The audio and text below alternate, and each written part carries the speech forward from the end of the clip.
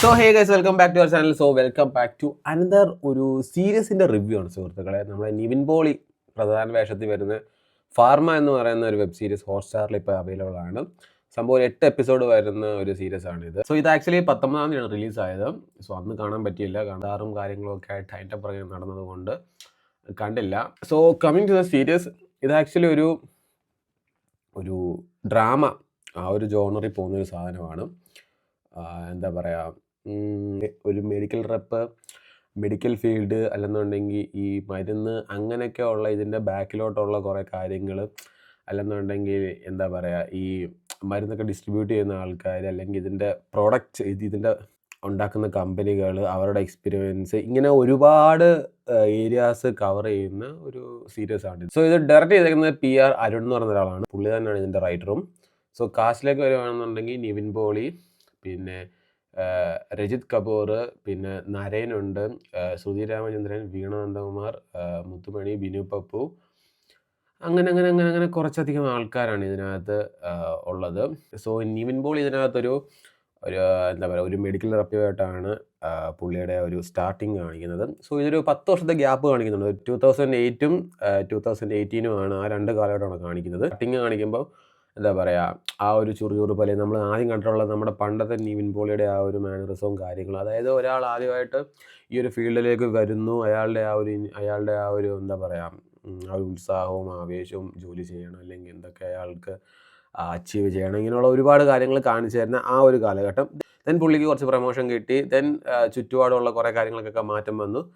Then ഒരു സംഭവത്തെ പറ്റി അറിയുന്നു. അങ്ങനെ പോകുമ്പം ആ ഒരു സമയത്തുള്ള ആ പുള്ളിയുടെ ആ ഒരു എന്താ ഫാമിലി ലൈഫ്, അല്ലെന്നുണ്ടെങ്കിൽ പുള്ളിയുടെ അന്നേരത്തെ ഉള്ള ഒരു ബിഹേവിയർ, അന്നത്തെ ലൈഫ് സ്റ്റൈൽ, ഇങ്ങനെ ഒരുപാട് കാര്യങ്ങൾ കാണിച്ചിരുന്ന വേറൊരു ലൈഫ് സ്റ്റൈലും കാര്യങ്ങളും.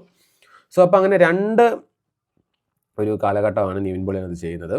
2 കാലഘട്ടം നല്ല ഒരു 10 വർഷത്തെ ഗ്യാപ്പ് വെച്ചുള്ള 2 ലൈഫാണ് ഇത് കാണിക്കുന്നത്.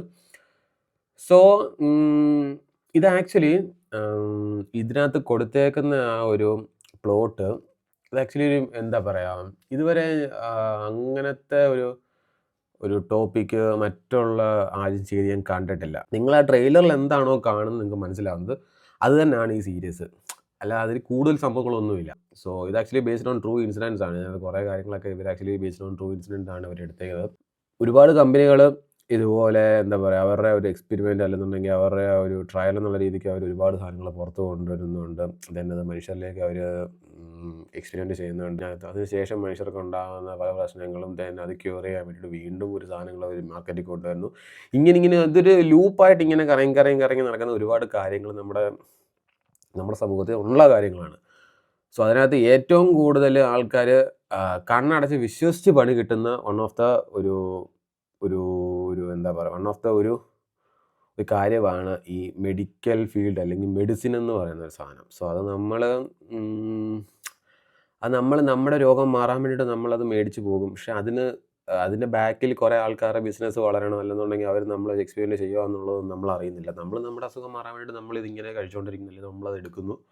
then അതിനുശേഷം വരുന്ന ആഫ്റ്റർ എഫക്റ്റ് മാറാൻ വേണ്ടി നമ്മൾ വീണ്ടും മെഡിസിൻ എടുക്കുന്നു. സോ ഇങ്ങനെ ഒരുപാട് കാര്യങ്ങളെക്കുറിച്ച് നമുക്കൊരു ചെറിയ ഒരു അറിവ് വരുന്നുണ്ടെങ്കിൽ ഇതിൻ്റെ ബാക്കിൽ ഇങ്ങനെയൊക്കെ കുറേ കാര്യങ്ങളുണ്ട് എന്ന് നമുക്ക് കുറച്ചൊക്കെ ഒരു തോട്ട് തരുന്ന രീതിക്കുള്ള ഒരു സീരീസ് ആണ്.